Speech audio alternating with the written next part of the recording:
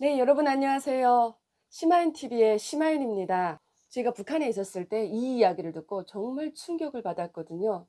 북한 정권에 대한 어떤 이야기를 들었기 때문에 그렇게 충격을 받았을까요? 북한이 그렇게 숨기고 싶어하는 김일성 정권, 김정일 정권이 치부죠. 정말 배신감이 들었습니다. 아, 내가 그냥 여기서 살아야 되나? 탈북해야 될까? 어떻게 해야 되지? 이런 고민을 하기 시작했던 계기가 바로 북한 정권에 대한 배신감이 들었기 때문에 그 고민이 시작이 되었습니다. 물론 직업의 특수성 때문에 제가 감히 일반인들은 들을 수 없는 그런 정보를 중국인들로부터 전달해 들었기 때문에 그런 생각이 빨리 들었던 건 맞습니다. 북한 정권에 충격적인 배신감이 들었던 순간 해가지고 세 가지로 뽑아봤습니다. 첫 번째, 김정일의 셋째 부인이 유방암으로 죽었어 라는 이야기였습니다. 저는 2004년에 처음 일을 하게 된 그 해 바로 김정일에게 부인이 있는데 그 부인이 셋째 부인, 첫째 부인도 아닌 셋째 부인이 독일에서 유방암으로 죽었다라는 소식을 전달해 들었습니다. 그때 저는 그런 생각을 했어요. 어떻게 우리 장군님에게 부인이 세 번째 부인까지 있다고? 첫 번째 부인은 없나? 그럼 첫 번째 부인이 분명히 있을 건데, 그럼 첫 번째 부인하고 두 번째 부인은 무슨 일을 하는 사람일까? 과연 어떤 사람일까? 그런 생각이 들었습니다. 제일 처음 들었을 때 셋째 부인이 유방암으로 죽었다라고 했을 때 믿고 싶지는 않았어요.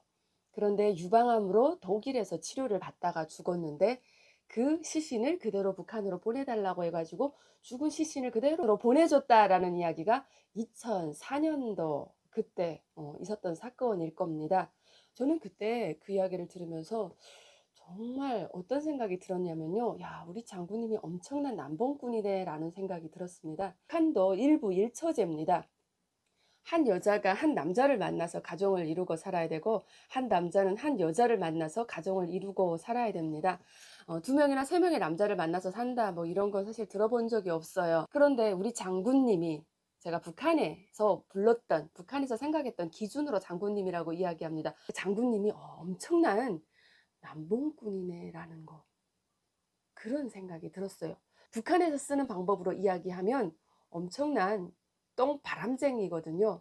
그러니까 정말 부와 범죄의 일선에서 달리는 건 바로 장군님이었습니다.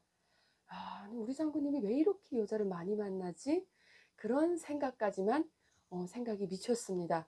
굉장히 사생활이 문란하고 이 사람들에게 그 부인이 있고 그 부인들이 낳은 아들들이 다 해외로 나가 유학을 하고 그래서 어떤 부인의 아들이 해외에 나가서 성인이라는 겁니다. 일본에 어디 디즈니랜드로 가려고 하다가 뭐 여권을 뭐 가짜 여권을 발급받아 가지고 다니는 사건이 있어 가지고 국제사회에 아예 얼굴이 팔렸다. 그런 이야기를 저는 북한에서 들었죠. 그래서 저는 정말 배신감이 많이 들었습니다.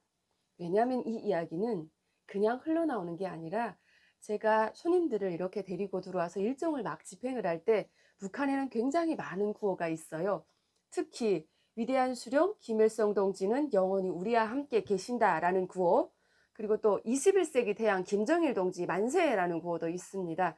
그래서 그 관광을 집행하는 통역원들이 어떠한 코스에 갔을 때 어떤 이야기를 하고 어떤 코스에 들어갔을 때 어떤 이야기를 하고 전반적으로 손님을 맡아서 귀국 딱 입국을 시켰을 때 거기서부터 흘러나오는 그런 코스별로 나오는 레파토리가 거의 비슷하게 짜여져 있습니다. 21世纪的太阳金正日将军万岁 21世纪的太阳金正日将军是朝鲜人民的永远的伟大的领导者뭐 그러면서 김정일에 대한 찬양으로 들어갑니다. 칭송이죠. 모든 전 세계 사람들이 북한 주민을 부러워한다. 왜? 위대한 지도자를 두고 있기 때문에 뭐 이런 이야기를 합니다. 원래. 그러면 중국인들이 막 욕을 해요. 이렇게 쌍시요. 10전짜리 욕이에요. 중국어로 이야기하면. 야, 너네가 왜 김정일을 그렇게 믿고 따르냐? 욕이 나옵니다. 제가 북한 정권에 충격적인 배신감이 들었던 두 번째 공개하겠습니다. 그건 바로 너네 장군님은 혼자만 산에 진미 먹고 저렇게 뱃대가 뚱뚱한 거야 라는 거였어요. 북한 주민들을 쭉 보면 사실 뚱뚱한 사람이 없어요. 웬만한 사람들은 다 말라깽이죠. 제대로 먹지 못하고 어릴 적부터 성장했고 성인들도 제대로 잘 먹지 못하기 때문에 굉장히 말라있고 왜소하고 키가 작습니다. 즉 우리 김기성 기자님이 늘 이야기하던 김일성 족속은 거의 반세기를 북한 주민들을 신체적인 기형아뿐만 아니라 정신적인 기형아로 만든 엄청난 범죄를 지금 감행하고 있는 겁니다. 그런데 저는 그때까지만 해도 사실 그거에 대해서 잘 몰라서 우리 장군님이 쪽잠을 자고 주먹밥을 먹으면서 인민군대를 찾아서 전선기를 이어가는데 이거 다 북한 주민들이 잘 먹고 잘 사는 희망찬 내일을 만들어주기 위해서 이렇게 노력을 한다라고 저는 끊임없이 이야기를 했거든요. 그런데 야 그거 다 거짓말이야. 잘 처먹지 않으면 저렇게 배때기가 나올 수 있어 라는 말을 중국인 관광객들이 해 주더라는 겁니다. 그 이야기를 들으니까 정신이 그냥 귀가 번쩍 뜨이면서 정신이 챙겨지더라고요. 냉수 한 잔 먹고 정신 차려 그러는데 냉수가 아니라 바로 핵사이다 같은 발언 때문에 제가 정신을 챙겼습니다. 그 기쁨절을 데려다가 막 술판을 벌리다가 갑자기 뭔가 삘이 꽂히면 자동차 타고 막 인민군 부대 막 시찰을 하고 차량에 들어놓아서 자거나 이거를 쪽잠이라고 표현했는지 모르겠지만 그거 아니라는 겁니다. 김정일은 그렇게 연애라는 걸 많이 하면서 뷔페 타락한 생활을 하는데 대충 제가 그때 들었던 이야기는 무슨 다랑어라는 음식 굉장히 비싸다고 합니다. 그리고 상어 지느러미 정말 말도 들어보지 못했던 제가 북한에서 상어 지느러미 하면 정말 1등급 연애라고 하는 특등 이런 국가 고위급 수반들이 왔을 때 국가가 주최하는 만찬이나 이런데 정말 겨우 한 번 나올까 말까 하는 그런 요리죠. 그런데 그 요리를 김정일이 매일과 같이 그렇게 산의 진미를 먹는다는 겁니다. 정말 이 이야기를 들으니까 허탈하고 속이 막 상했습니다. 왜 혼자만 잘 쳐드실까? 그거 북한 주민 나눠서 먹으면 어디가 덧나나? 그런데 왜 자기는 늘 고생하고 엄청나게 북한 주민하고 동고동락을 같이 하고 북한 주민들의 힘든 상황을 본인은 다 알기 때문에 그 주민들을 위해서 노력한다고 그렇게 입에다 침을 바르고 선전을 하는데 그게 다 거짓말이라는 거. 생쇼라는 걸 아는 순간 가슴속에서 막 울분이 치솟았습니다. 또 이런 이야기도 들었습니다. 김정일이 쑥떡이 그렇게 먹고 싶었다는 겁니다. 그래서 무슨 쑥떡인지 모르겠는데 아무튼 뭐 전용 이런 비행기를 띄워가지고 쑥떡을 실으러 뭐 일본까지 갔다 왔다는지 뭐 김정일이 어떤 맛있는 음식이나 열대 과일이나 이런 거를 구입하고 싶다라고 본인이 생각을 했을 경우에는 전용 비행기를 띄워가지고 그 산지에 가가지고 정말 따끈따끈하고 훌륭한 제철 과일을 그대로 실어다가 전문적으로 김정일에게 공수를 한다는 겁니다. 그리고 김정일의 어떤 뭐 이런 데 보면 그 술들이 그렇게 비싸다는 겁니다. 아무튼 많이 비싸다고 합니다. 그 술들이 그 창고에 꽉 박아 있다는 거예요. 꽉 박아. 막 속상하더라고요. 어떻게 한 나라의 지도자가 이런 호화로운 생활을 하고 있지?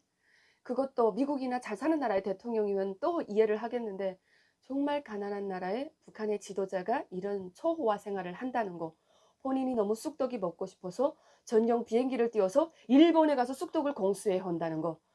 그런데 그 전용기를 한 번만 띄우지 않으면 함경북도 전체 주민들에게 강냉이는 그래도 보급을 할 수 있고 그 주민들이 한 3개월 동안은 강냉이는 배 터지도록 먹고 굶어는 죽지 않는다는 사실을 북한에서 들었을 때 정말 분노했습니다.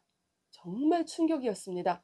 얼마나 배신감이 들었는지 저는 탈북을 해야 되겠다라는 결정적인 결심을 하게 된 계기도 바로 충격적인 배신감이 들었던 이러한 사건들에 대해서 전해 들었기 때문에 제가 탈북을 할 수 있었습니다. 그럼 제가 북한에서 들었던 충격적인 이 말을 듣고 쇼킹했던 사건 세 번째 사건입니다. 바로 6.25 전쟁은 미국이 아니라 너네가 먼저 일으켰어 라고 하는 이야기였습니다. 중국인이 사실 많이 들어옵니다. 관광은 중국인을 기본으로 관광을 많이 합니다. 영국권, 영미권이나 미국권의 손님이 없기 때문에 대부분 중국인 관광객을 맞고 보내는데 통역원으로서 맹활약을 하고 있습니다. 이 사람들이 들어오면 가이드들이 또 해줘야 되는 이야기가 있습니다. 만났을 때 한국도 마찬가지 아닙니까? 고객의 마음을 사고 환심을 사서 내가 원하는 대로 물건을 사고 내 편으로 만들기 위해서 그래야 제가 3일 동안 이 사람들을 데리고 다니면서 소통이 잘 되고 내 말을 잘 듣게 하고 돈벼슬이든 인삼이든 많이 팔아먹을 수 있게끔 만든다는 겁니다. 그래서 저 처음에 들어올 때 좀 입구에서 이렇게 받아서 입국을 하는 그 순간 한 10분이나 20분 정도 내 자기소개가 들어간 다음에 중국을 좀 많이 이렇게 해주는 얘기를 합니다. 6.25 전쟁에 대해서 이야기하죠. 6.25 전쟁은 당시 정말 힘든 전쟁이었다. 중국인민해방군이라는 당신들의 도움이 없었다면 우리 조선은 반쪽짜리 땅마저 지킬 수 없었다. 이건 모두 당신들의 공로입니다. 그때 중국인민해방군이 북한을 도와줘서 사람을 파견했기 때문에 우리가 오늘 이 반쪽짜리 땅이라도 지킬 수 있었습니다. 제가 오늘 이 자리를 빌어서 여러분들에게 다시 한번 감사 인사를 드립니다. 라는 이야기를 해요. 근데 이런 이야기를 하면 사실은 박수가 이렇게 나와야 돼요. 장성굴리. 그런데 그거 아니고요. 이렇게 하다가 이렇게 물어봅니다. 너네 6.25 전쟁 정말 미국이 먼저 일으키고 남한이 먼저 일으켰다고 생각하냐 그럽니다. 그래서 그런 거 아니냐 그러죠. 그래서 중국어로 막 6.25 战争的时候中国人民解放军支援了朝鲜人民军朝鲜人民永远忘不了中国人民的友谊라면서 손님들의 반응을 이끌어내죠.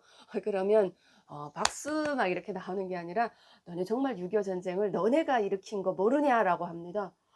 전 모르죠. 당연히 이거 뭐 이렇게 말도 안 되는 또 멍멍이 뼈다귀 같은 소리 하냐 막 이런 생각하면서도 말도 안 된다라고 하죠. 근데 그게 반박을 크게 많이 못해요. 왜냐하면 이 사람들이 근거를 가지고 막 얘기를 하거든요.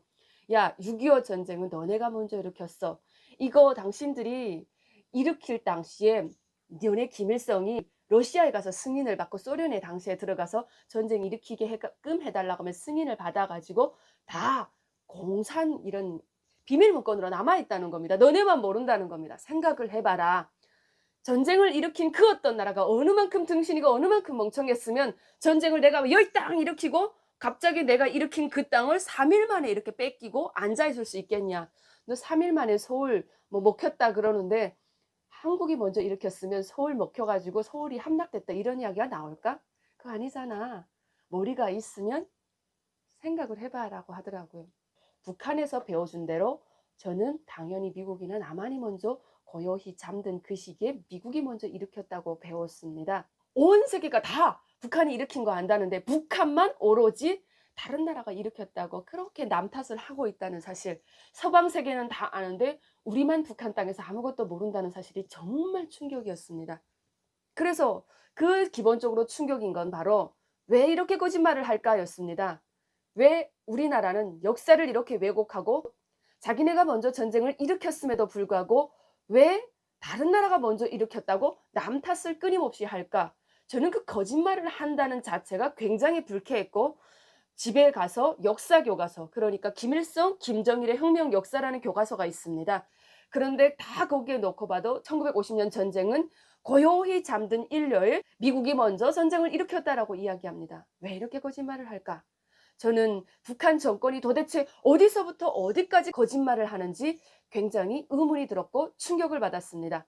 정말 이 모든 사실을 1945년 김일성이 맨손으로 헤딩을 해가지고 일본을 이 한반도 땅에서 내쫓고 나라를 독립시켜줬다고 하는데 왜 남쪽하고 북쪽은 또 갈라졌는지 그것도 더 디테일하게 제대로 서술이 되어 있지 않다는 겁니다.